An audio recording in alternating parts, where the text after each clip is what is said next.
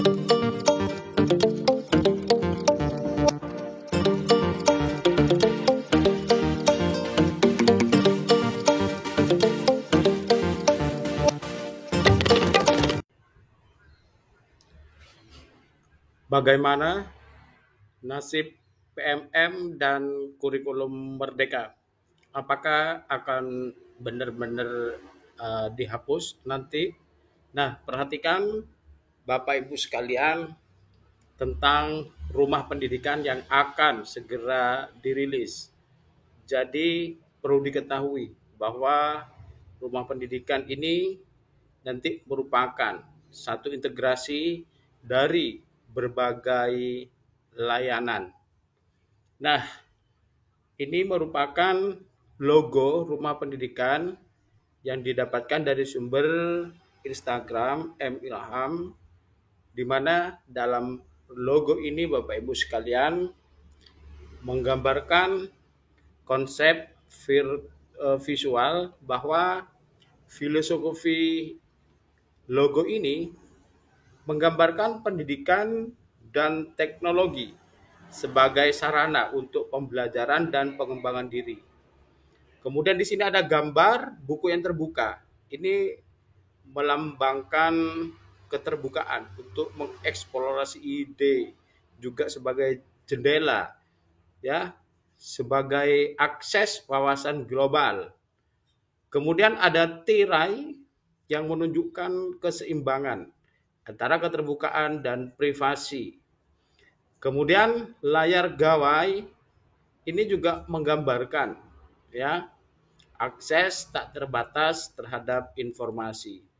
Kemudian biru sebagai warna yang khas ini menandakan kepercayaan dan kreativitas.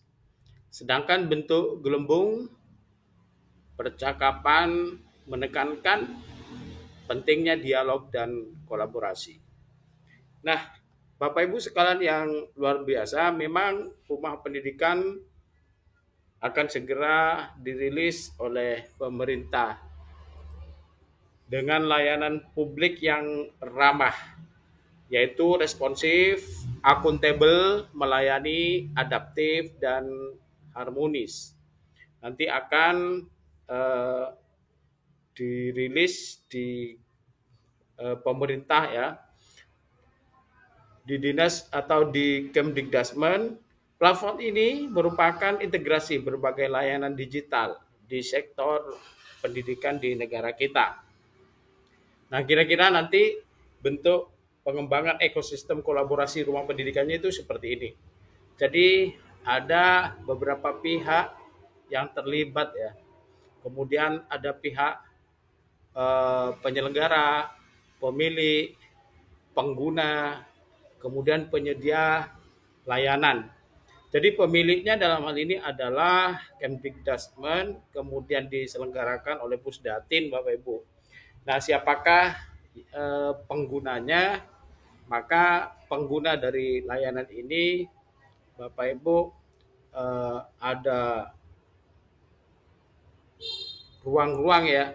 Jadi sebelum pada pengguna di sini juga ada ruang-ruang yang menggambarkan bentuk layanan atau ruang-ruang layanan, ya. Jadi ada ruang sekolah, GTK, murid, pemerintah, mitra, publik, dan orang tua. Jadi gambarannya seperti ini, Bapak Ibu. Jadi desain platform rumah pendidikan itu digambarkan seperti yang tampak pada layar monitor, bahwa di ruang murid misalnya, di situ ada sumber belajar, ada bank soal, ada aktivitas digital lainnya, kemudian dan lain sebagainya. Kemudian contoh lagi misalnya di ruang publik ada pusat perbukuan, majalah pendidikan, bantuan pendidikan, dan seterusnya, Bapak Ibu. Nah, desain platform rumah pendidikan ini juga memiliki sasaran atau penggunanya itu siapa. Nah, ya seperti itu. Jadi di sini ada orang tua, berarti di ruang murid. Ada guru, kemudian di ruang GTK, ada sekolah di ruang sekolah, orang tua di ruang orang tua, ada pemerintah di ruang pemerintah, ruang mitra ada mitra, di masyarakat ada di ruang masyarakat. Jadi nanti lebih terintegrasi dan lebih spesifik ya, setiap ruang ada layanannya dengan ramah itu tadi. Nah, ini sebagai bentuk efisiensi dan efektivitas layanan publik. Nah, layanan publik pendidikan apa saja? Nah, di sini Bapak Ibu, ternyata ada PMM, ada Merdeka Belajar, ada Rumah Belajar, dan lain sebagainya. Dengan arti lain, dengan arti kata bahwa di dalam ruang atau rumah pendidikan ini Merdeka Belajar dan PMM sudah termasuk di layanan publik pendidikan. Jadi jangan khawatir apakah itu dihapus atau tidak.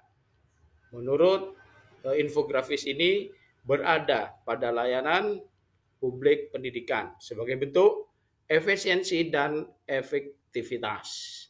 Kita tunggu rilis dari pemerintah secara resmi. Demikian dari Pak Gurupedia, sekadar memberikan informasi, semoga bermanfaat.